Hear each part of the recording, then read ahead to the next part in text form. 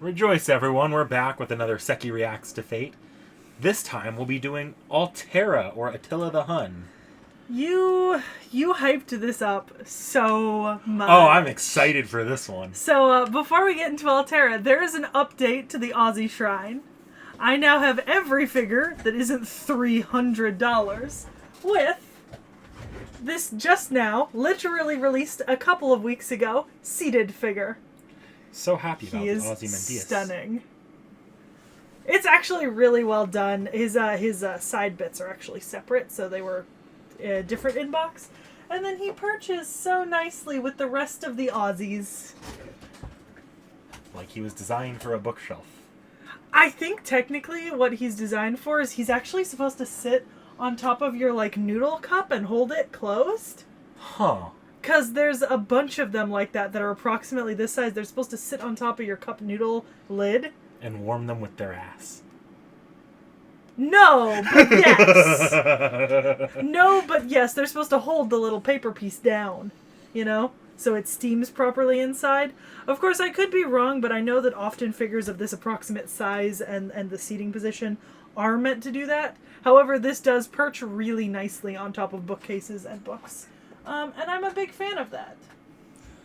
Alright, so I guess we should probably get into this in this particular servant. First off, I'm going to give a quick warning. This will include spoilers for Fate Extella, and to a lesser extent, Fate Extella Link and FGO. And full disclosure, if I get a few things wrong, I'm sorry. I actually haven't finished Extella yet. I'm working on it, but I know the full story. So yeah, if I get a few details wrong, please don't massacre me too bad in the comments. Why don't we have Sekhie give us a rundown of Attila the Hun as she understands it? Well, it's Attila the Hun, right? So 5th century approximately. King of the Huns, you know, of the empire that devastated, you know, from the Black Sea to the Mediterranean, inspired fear for hundreds of years, once called the Scourge of God, murdered his brother, and the Huns included a lot of tribes from Germanic Europe and Eastern Europe and the general area in that sort of area. It's kind of like the area of the West that the Mongols invaded, but long before the Mongols came along, right? Because the Mongols are well known for, you know, invading all the areas that were populated by the people of the Eastern Steppes and then into as far as France. And it's basically all that area, kind of the Black Sea to France. And obviously posed a huge problem for the Roman Empire. The Holy Roman Empire. Sort of the last nail in their coffin, right? Pretty, kind of, yeah. Kind of. The Holy Roman Empire the Holy Roman Empire wasn't as unified as the Byzantine Empire was as an empire. Like, the Holy Roman Empire was very religiously centric, while the Byzantine Empire was an actual empire. You know, kind of off. This is more what I would class the Byzantine area. And no, it did nothing good for the Byzantines. Basically, it killed any idea that this would ever return to Roman supremacy on the European continent. Kind of, yeah, and it kind of paved the way for the Ottomans, who are one of the longest reigning empires in modern world history. Alright, so just a heads up, and I feel like I've built this up for you already. This is not going to be a thoughtful interpretation of Attila the Hun as we know them in history. So... Am I going to be as mad as I was about Julius Caesar? I don't know. I actually am genuinely unsure what your reaction will be here, because there's some things here I think you're going to find really interesting. Okay. Because we're not going to start where you think we're going to start. What, with him murdering his brother? Yeah, so my reason for having you go first and specifically this time was just because I need to establish Attila the Hun before we move the hell away from Attila the Hun. The servant is probably Fate at its single most Fate, and it gets real bullshit real fast. Okay. We're going to Crazy Town. Okay. Okay, I need to spell this, and you might know what the spelling is before I do. And this is not what you think I'm going to be looking at.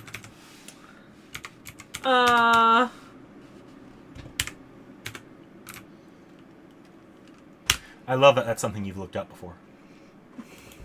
Look. I look up a lot of things. So is this the direction you thought I'd be going in? Not entirely. I will admit, I have extensively studied the history of Algeria because I had to write a paper on it once. It was not a topic I chose. It was one assigned to me. And I've always felt a little bit bad ever since for Algeria because it's just... Algeria as, like, a geographical country has just kind of been the wiping spot for the asses of every empire in history, starting with the Phoenicians and going all the way up to the modern day French. Like there have been very few periods in history when the major population centers of Algeria weren't controlled by a foreign empire and subjugated. And every empire that has existed in the Mediterranean has taken a swing at Algeria. In particular, the reason I'm going through here is to find, and I had to do some research of my own, this image. Okay. A ritual figure? This cave painting Okay. is reinterpreted by fate entirely. This cave painting might be one of the single most important things in fate at this time. Why? So, let me tell you a story. Oh, don't start something that way. Don't. Every 14,000 years, an observational device known as Velber, or alternatively the Umbral Star, passes through the Milky Way system, selectively destroying all intelligent life it comes across. This is done by ejecting something called an anti-cell into the world. To take the world... And it just takes the world and drains it of its life until it runs out of food, and then it as well perishes. It will take a form and adapt to the world it arrives on. In this case, this is considered the second of the three anti-cells. This thing is known as Sefar, aka Velber-02. What? Yes, exactly.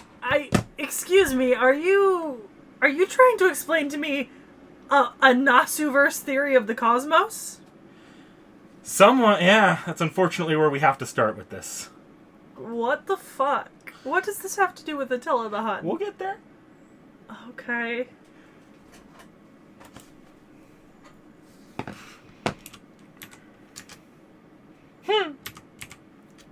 Did something appear that it shouldn't have? No, I just remembered that I was looking up Christmas death cats in Norse mythology. So Velber-02 is a white giant that appeared on Earth. I actually don't know the date. Circa 12,000 BC. Okay.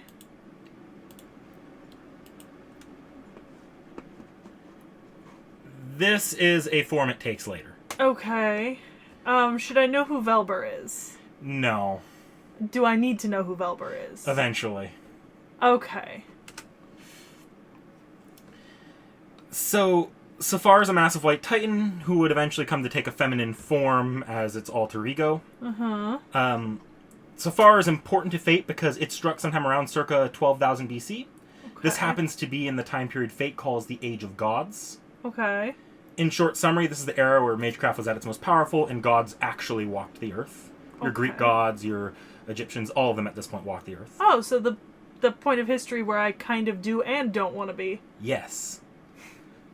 Sefar is to the gods what an asteroid is to the dinosaurs. Jesus. When Sefar struck the earth, she killed a lot of gods and is why we no longer have a place called Atlantis.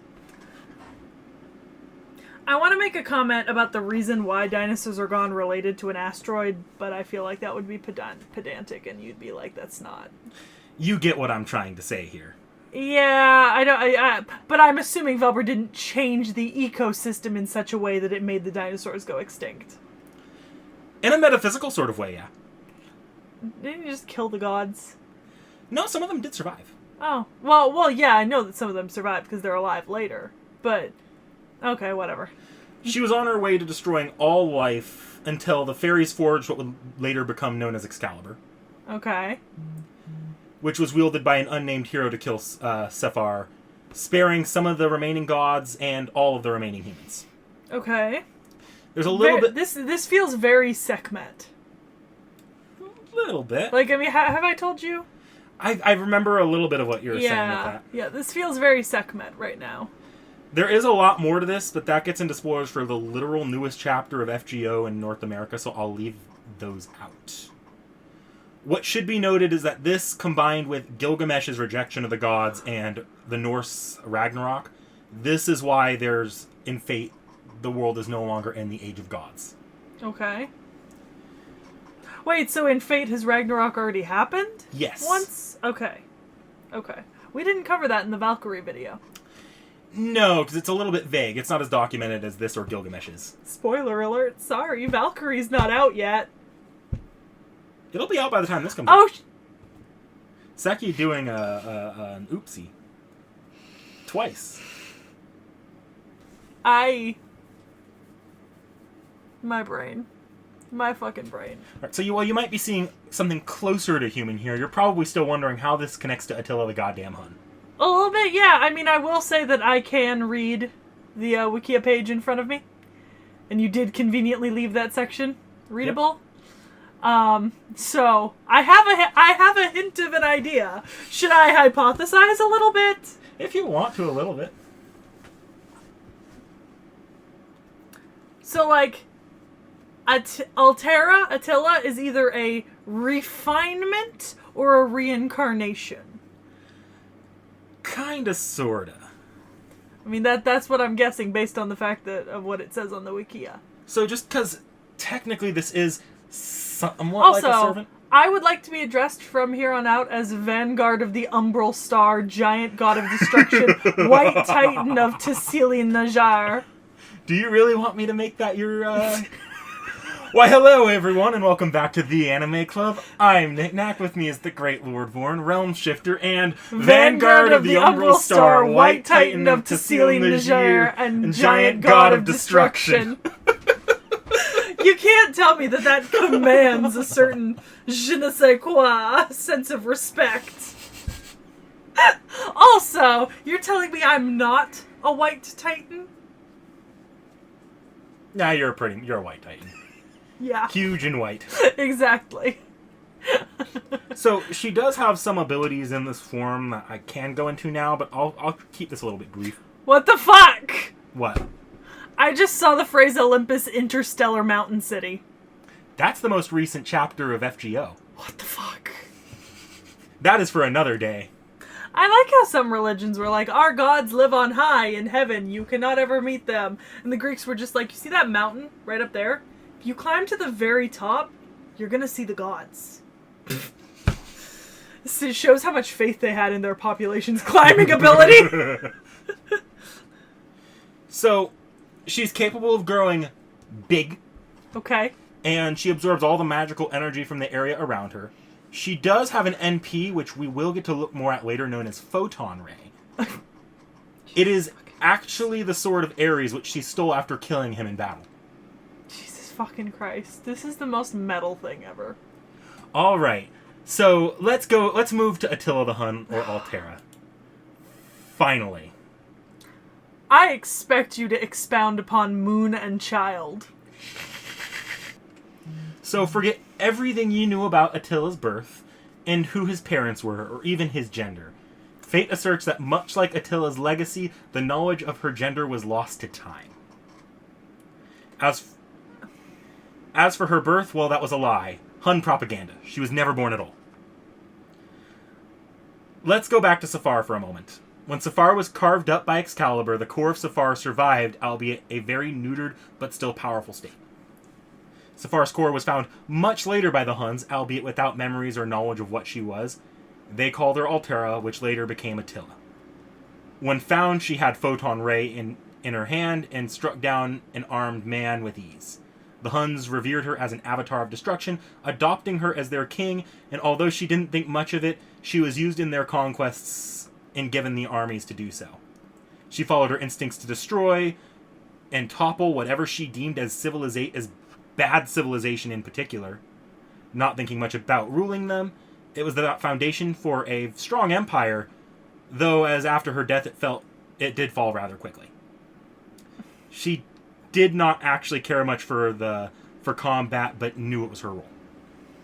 So they're playing a little fast and loose with the, Yeah, let me go ahead and show you the different stages, because this is what it looks like in FGO. I mean... There should be... Here we go. Oh, wait, no, we'll get into that later. Here's the... Oh, that's cute. Well, they're always cute. They're always adorable. There's her little rainbow glow stick that she stole from Ares. You know what it looks like? It looks like a Sour Extreme, and I kind of want to eat it. I've been craving. I don't love her outfit in Stage 2 and 3. You're fine with this one. Yeah, I can accept that. I think you know what this reminds me of in some ways? Jackie. Yeah, so... This reminds me of Jackie. So, just to give a little tangent on that real quickly, I'm a little bit... There are some Fate designs where I'm getting a little bit frustrated, because I personally like my servants to look at least a little bit badass, and when you go completely uncovered, it tends to take some of that out a little bit. Also, I get the photon thing, right? But... And maybe this is just me not getting the Fate reasoning right, but this feels like a very, very, very generic anime girl fighter. Like, there's nothing, like, Hun-ish or like, 400 BC about the armor, and it's not really, it doesn't look like Velber-esque, it doesn't really look like the last image we saw all that much. It just feels like they were like, here's, like, the most basic-ass female design for clothing, right? We'll give you a little bit of coverage, and then a bikini. In white. Right? You know what would have looked really cool? If they'd matched the colors of her outfit to... What's its name? Velber? The sword. Photon Ray? Yeah, if they'd matched, like, the colors of her outfit to, like, Photon Ray and done, like, a green, red, and blue sort of, like, detailing and all sorts of stuff all over it. Maybe. I see where you're a little bit frustrated about the removal of a lot of the Hun iconography from her design.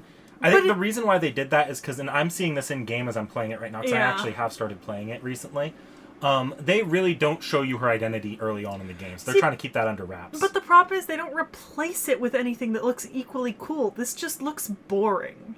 Like, here's the thing, right? You could have taken away the Hun-ish elements and then replaced it with, like, some justification and some other really cool thing, right? Fate's really good at making up bullshit, like Amazon CEO, right?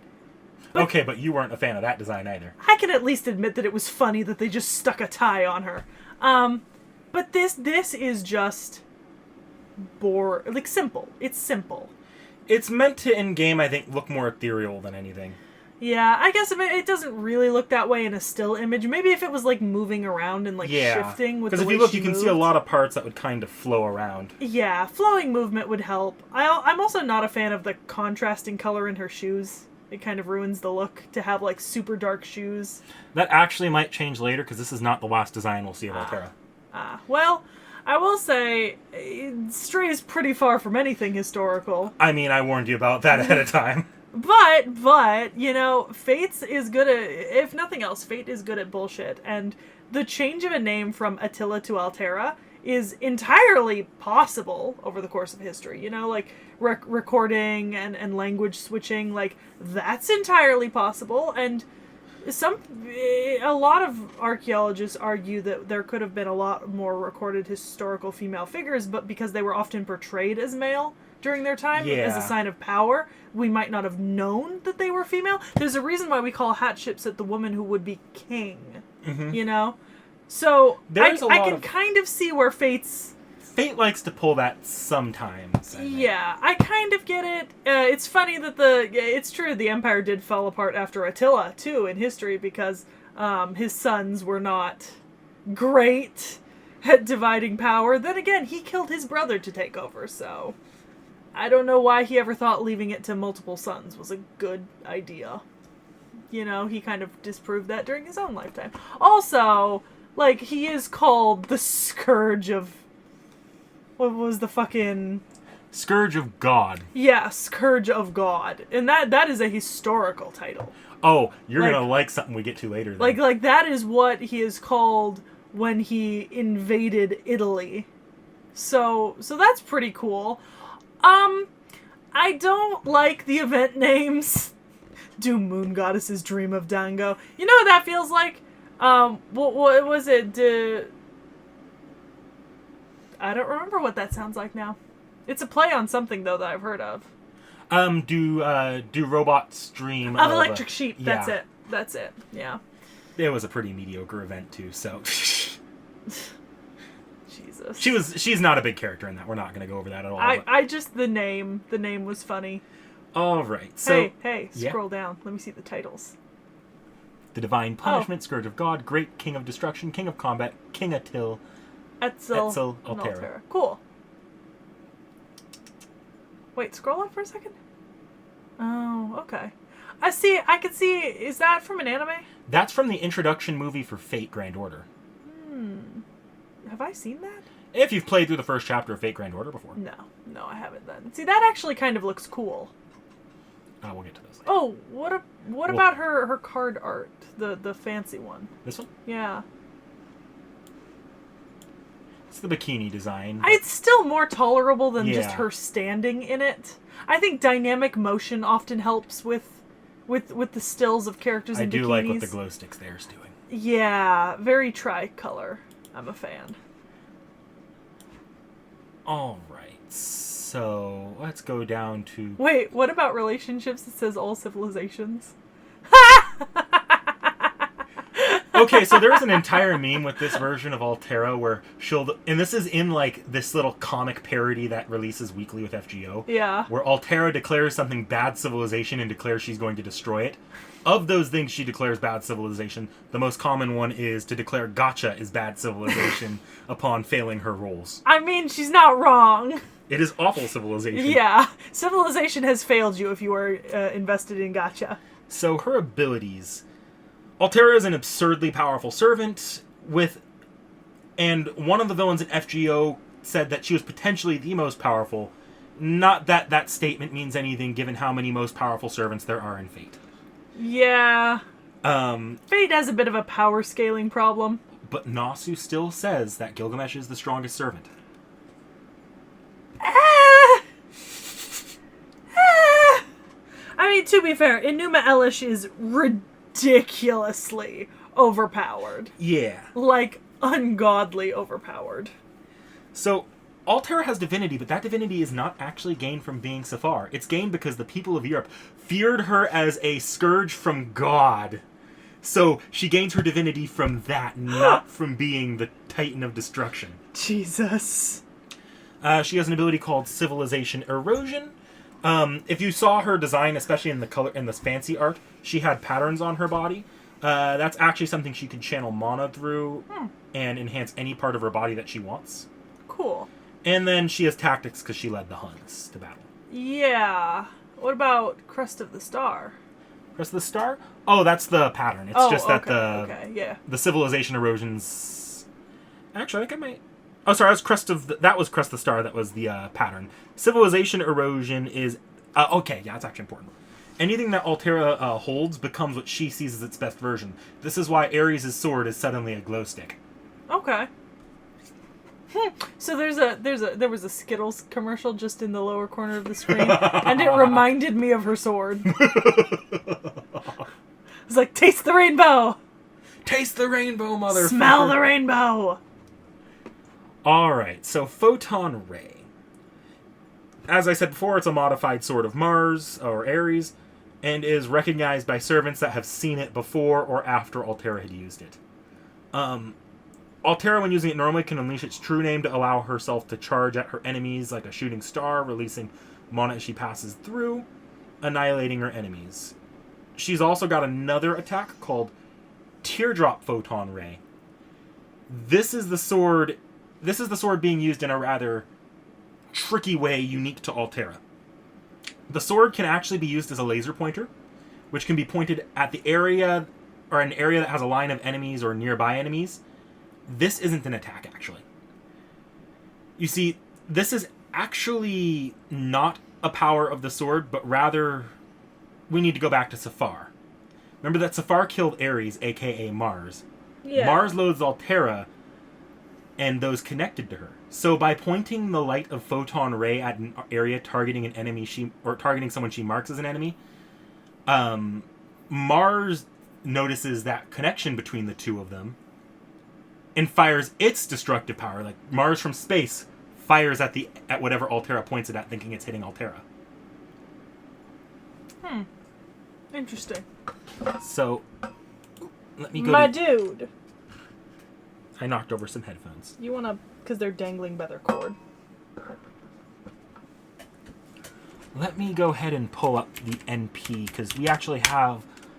I don't believe we have an arcade NP, but we do have something else. Oh, that grapefruit cake looks so good.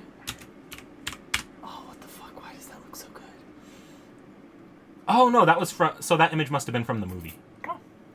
Um... Is it not the Extella link?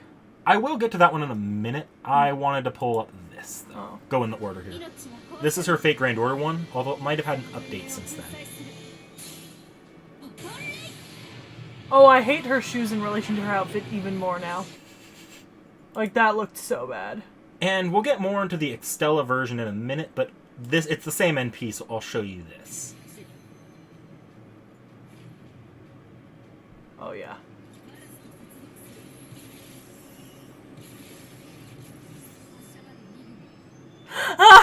You know what this looks like? What? You're gonna get this reference after my next fairy tale submission, but this looks like the goddamn Etherion canon.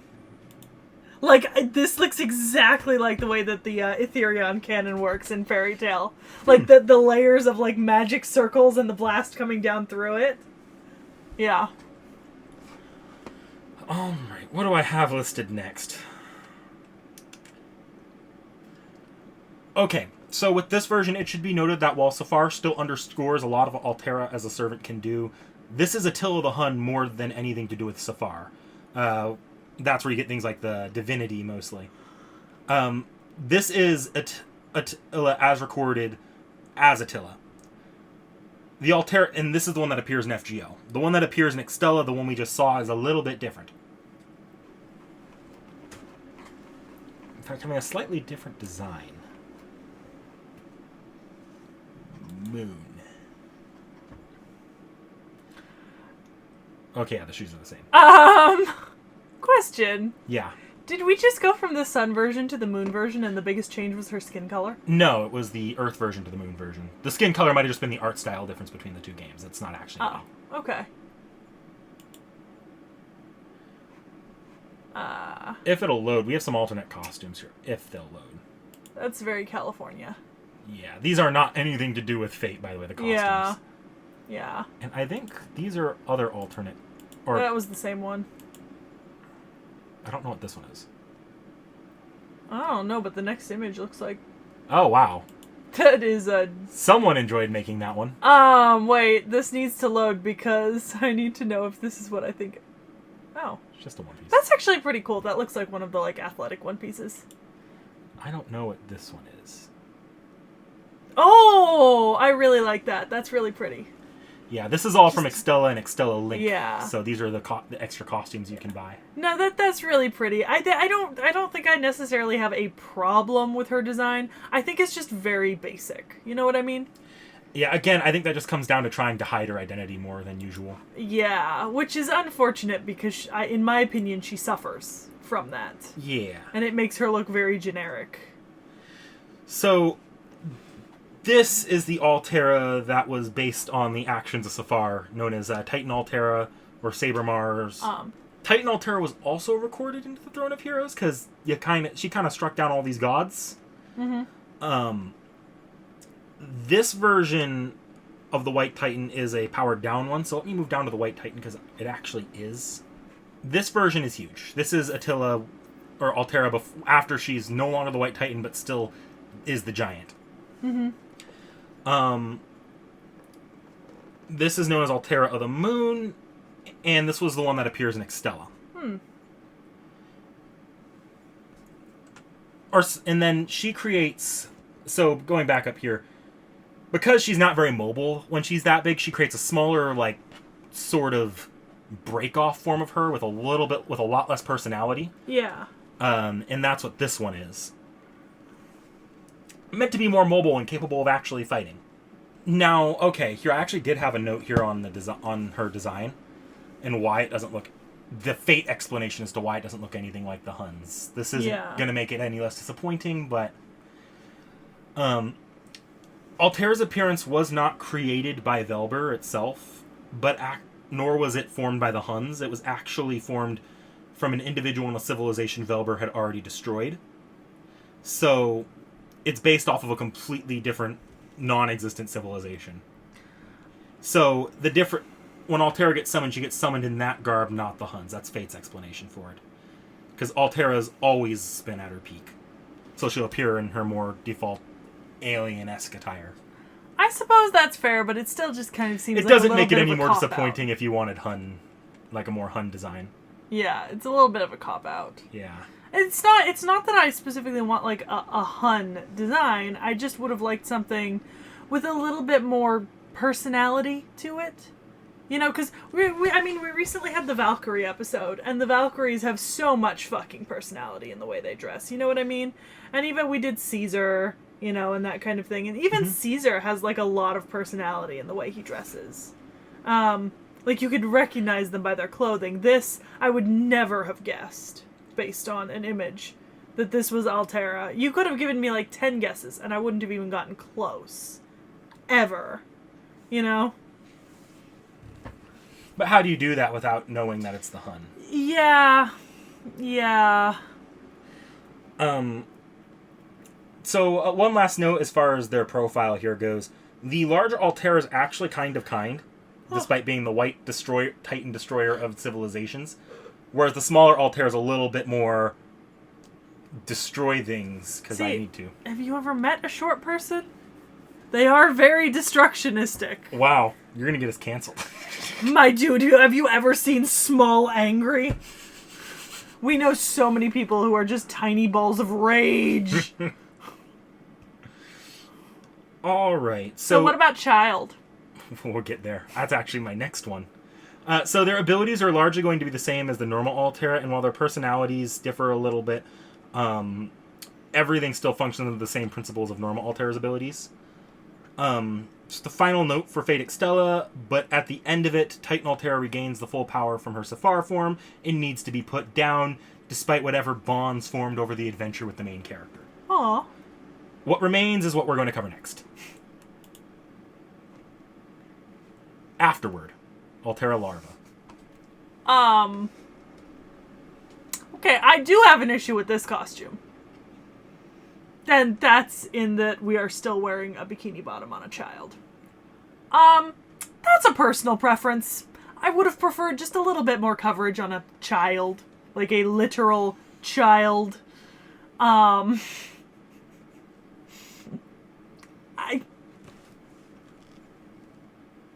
not disagreeing. Yeah. I would have liked some pants or a skirt. Me too. Yeah. But we've done Jack already, too, who is infinitely true. worse. Yeah, and we liked Jackie. Jackie was great. It's just something we kind of have to look at in anime, groan a little, and move on, in my opinion. Yeah. So is this like a Lily servant? Yeah, more or less. It's basically Altera Lily. Yes. So, this one's short because I have no intention of spoiling Fate Extella Link, which is because it's mostly a side story anyways. Mm-hmm. But this Altera is what was left behind.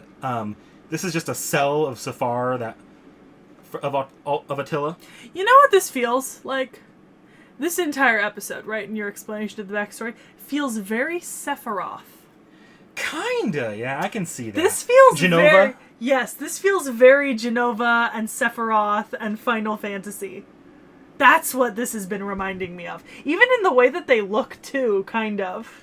Like, this feels very Sephiroth. The big thing about her is in this form, she's completely separate from the control of Velber.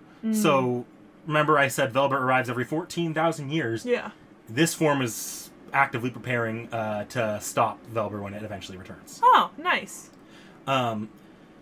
As far as abilities go, she doesn't have much experience using combat in this form at first, so she instead will summon the older, like the Earth Altera into herself to fight. Speaking of, every 14,000 years, if it said that the last time Velber showed up was 12,000 BC, we are due. Yes. Actually, that's the entire plot of the game she comes from. Yeah, because... Being fair, we're due for a few apocalypses ourselves. I was gonna say, because it is past the year 2000, which means we are due, just like we are due for the San Andreas fault to trigger the one up north and create like a super fault that may or may not trigger the Yellowstone volcano. Yep. We are like 70 years overdue for that, according to scientists. So eventually she does learn how to use her abilities as a child, and she can fight in that form. But her abilities remain largely the same. She just uses them slightly differently. Let me show you the photon ray usage, because I believe...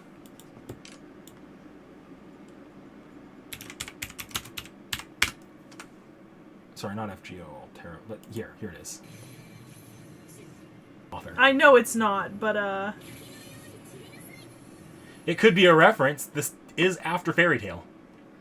But... I just want to... For comparison's sake. Yeah.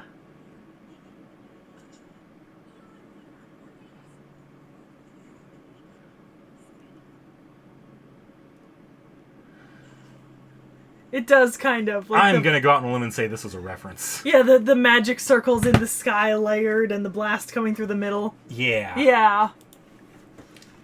All right. Insert image while we're staring at my phone. Let's go back to our original. What about Servant Universe? Oh, there's not much of a difference. I can click into here. Okay. Same design. Her name is just now Altera of the Shooting Star. Oh, okay. Never mind then. And I don't feel like expositing more Servant Universe lore to you. You'll get that in the campaign. Oh, boy. All right. Time for my favorite version of Altera. Oh, no. Meet... Hey, is this like Artoria where we get a male version? Altera the Santa. What? Alternatively known as Altera the Son. What? What? Hang on. What? I want to say, can I find her with the... Why is that? Is that like... It's like a ram made of cloud.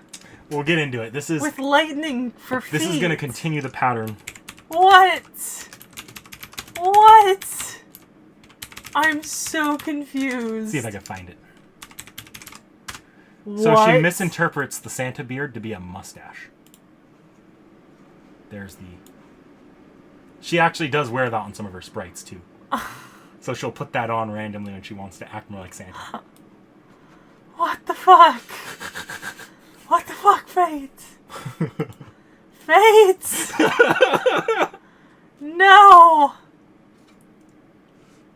So, due to a complex series of events involving the Mesopotamian underworld Kur and a few gods, and because she was the literal only servant capable of moving at the time, Altera of all people was given the Santa factor by Dumuzid, the Mesopotamian god of the shepherd and fertility, disguised as a shiny, glowing sheep. She not only became Santa, but also became the only servant capable of saving the world. And also a very bad name pun.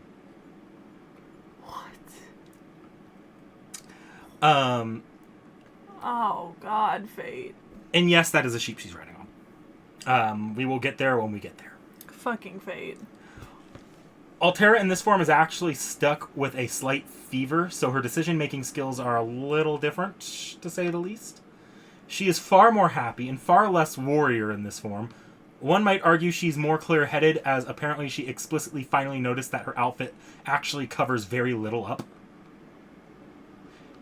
She now considers her role to be a good Santa as opposed to a good destroyer of civilization. What the fuck? Her photon ray has been modified into a candy cane whip because of Altera's new goal. It's adorable. And due to feeling like she needed to be a good Santa, she needed a mount, like a reindeer. So why is she using a reindeer? That said, she received her abilities from a sheep that she calls Zerko, so she makes it into a sheep because she doesn't have a reindeer on hand. Oh, Lord. And the sheep is capable of taking physical blows for Altera. This is some fate bullshit. She possesses all the normal abilities of Altera on top of a few unique to being a Santa. One is called Gift of the Stars, a modified version of the ability possessed by Santa Altria. It allows her to give enriching gifts to people. Think you want to actually show me those? Yeah. She has another one called Rainbow Sugar Sculpture. This is actually a skill copying from, and maybe even granted to her by Merlin. It's a copy of his skill called Hero Creation, but this is powered down dramatically. Now when one is clonked with the head with her candy cane, they will be granted blessing and favors. Let us bring him silver and gold. That's what this feels like. Yes. Crest of the Twinkling Stars. Altera is capable of using the battle crest from her Saber form and repurposing it for Santa. Now it allows her to be capable of maintaining her Santa form on Earth outside of Christmas for 3 minutes. Alright. Her NP, Candy Star Photon Ray. Is it just the same one, but... No. Oh. It's a combat technique created from the change from her Photon Ray to a Candy Ray due to her newfound army of sheep courtesy of Dumuzid. I'm not going to explain it any further. I'm just going to...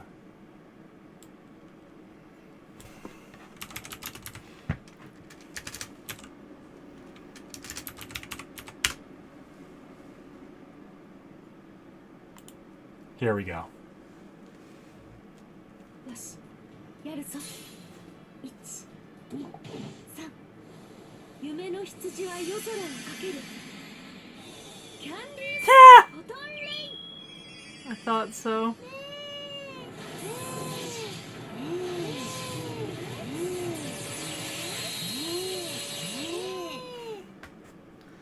So you said she got her power from Dumuzid? Yeah. Right?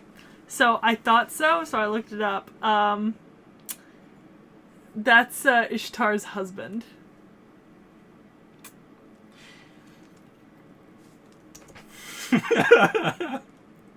And with that, I think I've broken Sekhie.